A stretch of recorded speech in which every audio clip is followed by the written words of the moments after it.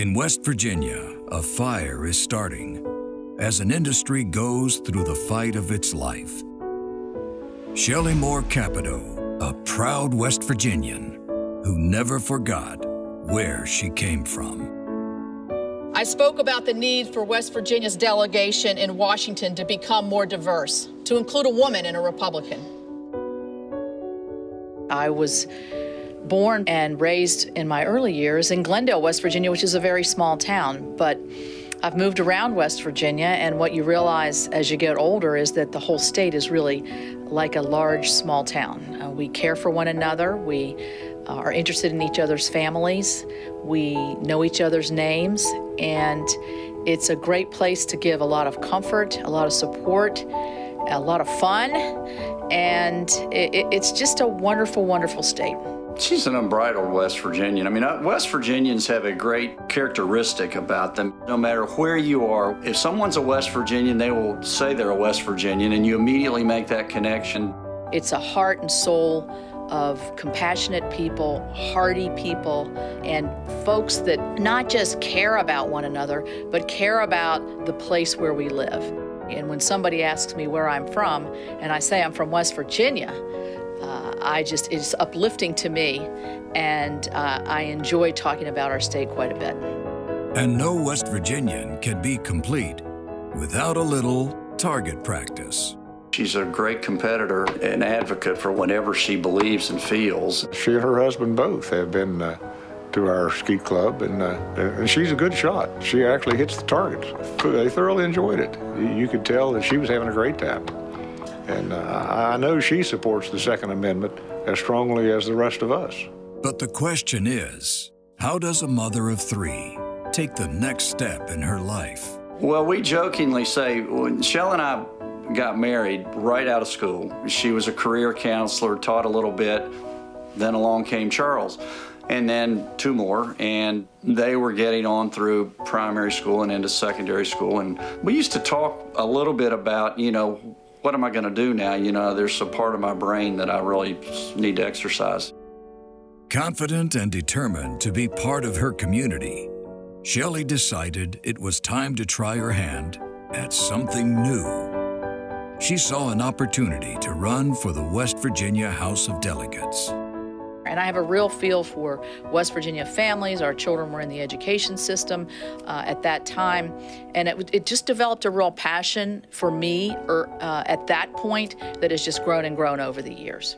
That was really where it began, and it took off like wildfire.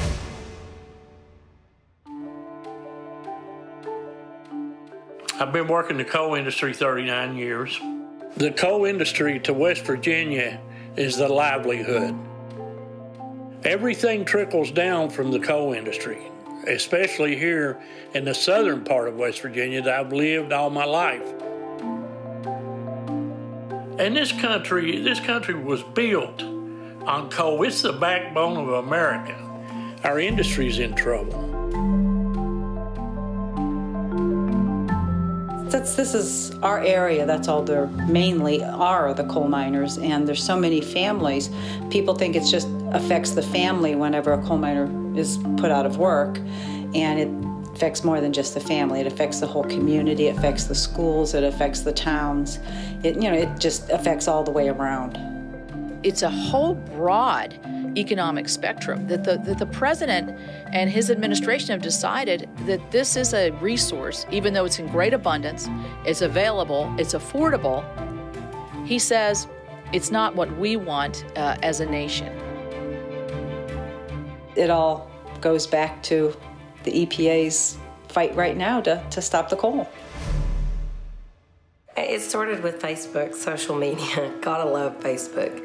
We were racking our brain at anything we could think of to raise money for these families. And I posed the question, who would pay $5 to send coal to the White House for Christmas? And we figured out that if we mailed it, it was just gonna go to a publishing warehouse or a clearinghouse, whatever. So we were like, but a politician could take it. I thought, great idea, because I'm always trying to find some way to get the administration to pay attention to us, to not pick us as a loser in the energy mix across the country. Shelley was, when we contacted her office, she was more than willing, no hesitation. She said, absolutely, it's a good cause, it's a good reason, and we didn't want anything to be ugly. All we wanted to do was wish them a Merry Christmas, and all we wanted for Christmas was to keep our coal jobs.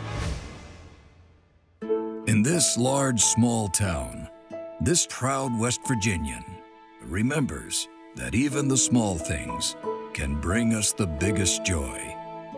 But she said this, and I was glad she did. She goes, when I hear a little teeny story about how I've made a difference in a person's life, and I can identify that with a face, that's the kind of stuff that she really enjoys, is being able to make a difference one person's life or one family's life. That's the heart of public service for me.